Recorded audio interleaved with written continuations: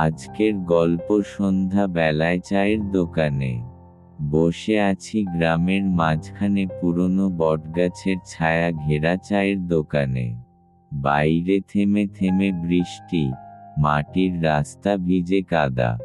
চায়ের কাপ হাতে উপস্থিত সবাই, হরকিষণ দা, শ্যামল, আর পিপে কাকার সাথে জমজমাট আড্ডা চলছে।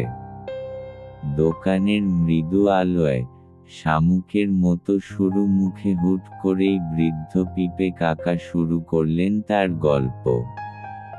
শোন, ওই যে মাঠের পাশের শ্মশানটা, যেটা সবাই সন্ধ্যার পর পাশ কাটিয়ে চলে যায়, সেইখানে অনেক আগেই এক ভয়ঙ্কর ঘটনা ঘটেছিল।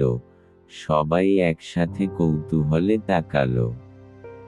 বৃষ্টির ফোঁটা ছাদের টিনে পড়ে ছ্যাপছ্যাপ শব্দ তুলছে। আগের বছর এক বর্ষার রাতে, ঠিক এই সময়, গ্রামের নতুন মাস্টার মশাই ফিরছিলেন টিউশনি পড়িয়ে। দেখলেন, বটগাছটার নিচে অচেনা একটা লোক দাঁড়িয়ে আছে, শরীর ঢেকে সাদা ধুতি, আর মুখে লম্বা দাড়ি। মাস্টারমশাই ভাবলেন, বুঝি কেউ পথ হারিয়েছে। লোকটা খুব মৃদু গলায় বলল, একটু জল হবে? মাস্টারমশাই এগিয়ে গেলেন। তারপরে, এতক্ষণে দোকানের আড্ডা থেমে গিয়েছে, সবাই নিঃশ্বাস আটকে আছে। লোকটা বলে, তুই তো আমাকে চিনিস না? আমি তো এই গ্রামে মারা গেছিলাম অনেক আগে।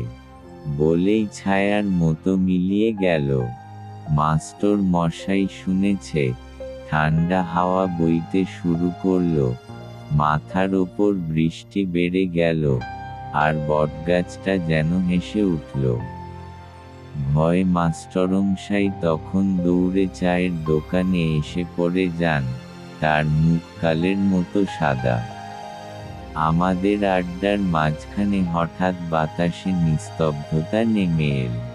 চায়ের কাপে ঠোঁট ঠেকাতে গিয়ে শীতল হাওয়া আর বৃষ্টির শব্দে মনে হলো, এসব গল্প শুধু গল্প নয়, হয়তো পাশের গাছের ছায়াতেই গুম হয়ে আছে সেই অজানা আত্মা।